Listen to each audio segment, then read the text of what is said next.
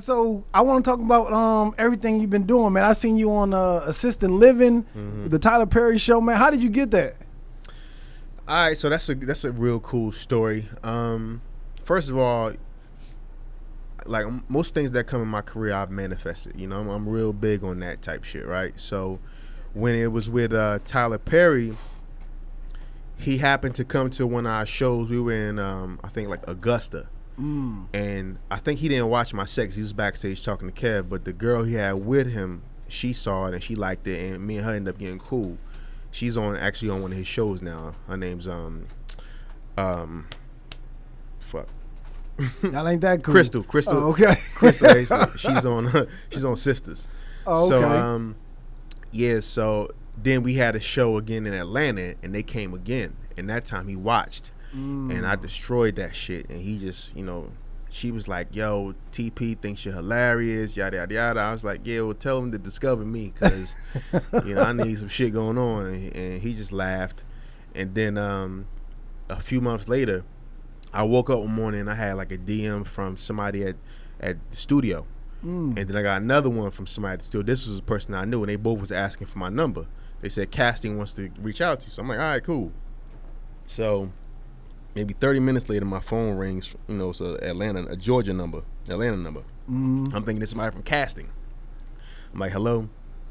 Naim, what's going on, man? It's Tyler Perry. I think you're funny as hell. You know, I want to work with you. I was like, whoa.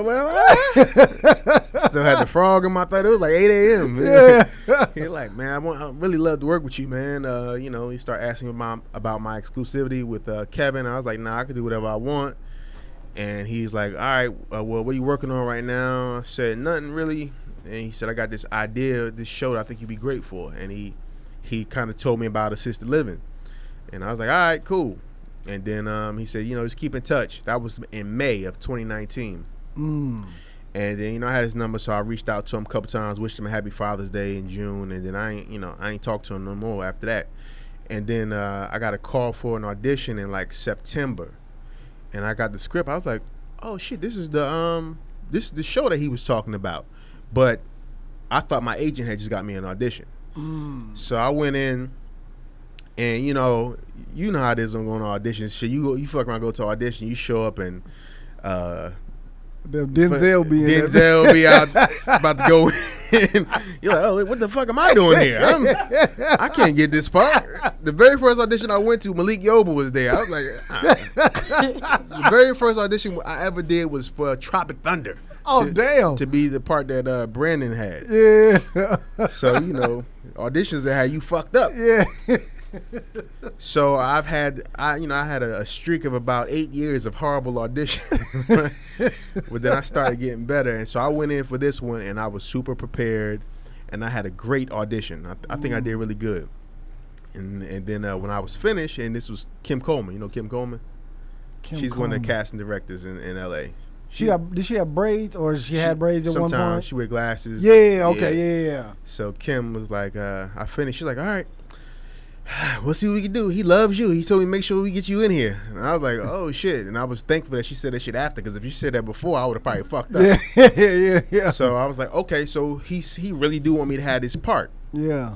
So I did that, and then like a couple weeks later, they hit me back like, he wants you to come in and read again for the grandfather. So I was confused, you know, he said, so my agent said for the father. I'm like, ain't no father. I'm the father that I read for, and then it's the grandfather. So I'm like, maybe they added somebody else. I didn't understand. So I reached out to him like, yo, I don't want to fuck up this audition. Just what am I reading for? He was like, well, I thought about it. It might be fun if you played the grandfather and I put you in prosthetics and shit. You play like an old man. Oh, okay. So I was like, all right, cool.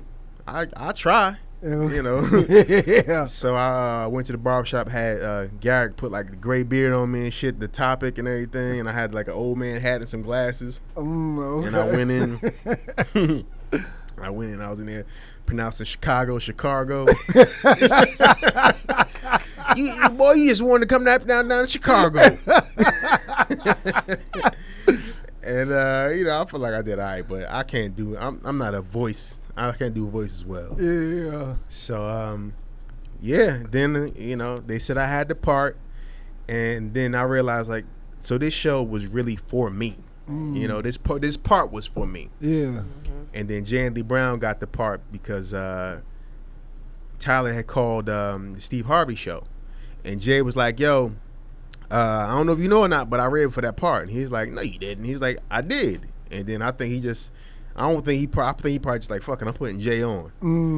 And then the Browns, they came on easily. He already been messed with them for years, and then they casted the other characters later, like the girl that plays my wife, Courtney Nicole. They cast her like maybe like a few days before we got there. Really? Yeah, they was going back and forth with a few different people. Oh wow! And y'all shoot in Atlanta? Yeah, at Tyler Perry Studios. We 3 seasons in now. Shit, that's dope, man. They're about to start airing season 2 next month. Really? So y'all already got 3 seasons already done? That motherfucking Tyler Perry, man. And we shot season 3 in 10 days. 22 episodes in 10 days. Are y'all doing an episode every day? We were doing 2.5 the first few days, and then it was just 2. God damn. Yep. Damn. That's what I was saying every day on set. God damn. How you remember all them lines? How you remember the lines? So my method became to stop trying to remember the whole episode, and what I would do, I just read the episode so I know what's going on. And then when we shoot, we would run over it 3 times before we shoot. First time we would just read it, and then the second time we would do blocking, and then we do one more time, and then we would do 3 or 4 takes before we go to the next scene. So I would memorize the scene while we rehearsing it. Okay. That became my shit. I would retain the information, and then I just dump it, and it worked. It worked really good for me. It worked really good, and then he don't mind if you ad lib and shit like that, so you ain't have to be verbatim. So.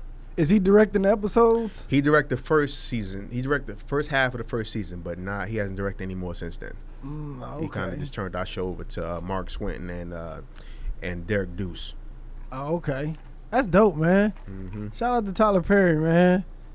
Yeah. Cause when you first started posting it, I was like, I seen some video and I was like, Naim don't look all the way comfortable yet. You know what I mean? I was thinking it up. Yeah. I was thinking it up on the first season. He look all the way comfortable. But then I seen some other episodes. I was like, okay, yeah, he getting. So I can explain that. First and foremost, this is my first time doing a sitcom, so I had to get used to the timing of it. He'd be like, well, wait for laugh, because the things I've done before is just rapid pace. Yeah. So that was hard, and then just trying to find, because I'm a comedian, it's like, yo, this dude, you kind of feel like he's supposed to be funny, but my character is really like the straight man. So it was like me trying to find those moments, be the straight guy, but still find those moments. Like after season 1, I was like, I need to do some research. I need to watch some other shit. So I ended up watching Sister, and I was looking at Ray, the father, and who was kind of a square, but he was good at physical comedy, and he could make good reactions and shit like that. Yeah. So I wasn't trying to be like him, but I was just watching it to like, all right, let me figure out how I can make this shit work, because I still want to be a funny part of the show. Right? Yeah.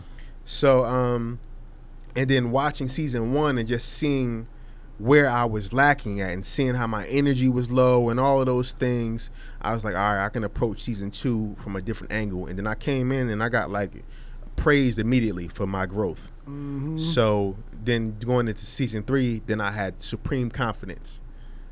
So I wanted to see season 2 before we did season 3 so I could make more adjustments, but we didn't do it like that. So season 3, I felt good. I felt like I was doing a good job. So we'll see. And when is it? When are they? You said they gonna start airing season 2 when? I think it's May 4th or 5th. That's what it says online, but they ain't told us shit. Oh, okay. Yeah. Okay. That's what's up, man. That's what's up. I know I was thinking it up though. Nobody gotta tell me. I'm looking at it like God damn, this shit is awesome.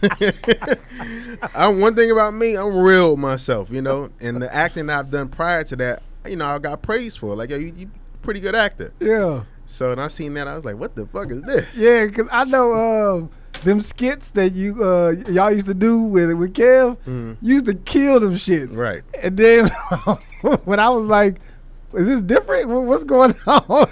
It was just an adjustment. But you know, they said Will Smith was terrible on season 1 of Fresh Prince. Was he? Yeah, they said that motherfucker knew everybody's lines. Yeah. When you say something, he be saying your words with you. I did hear that too.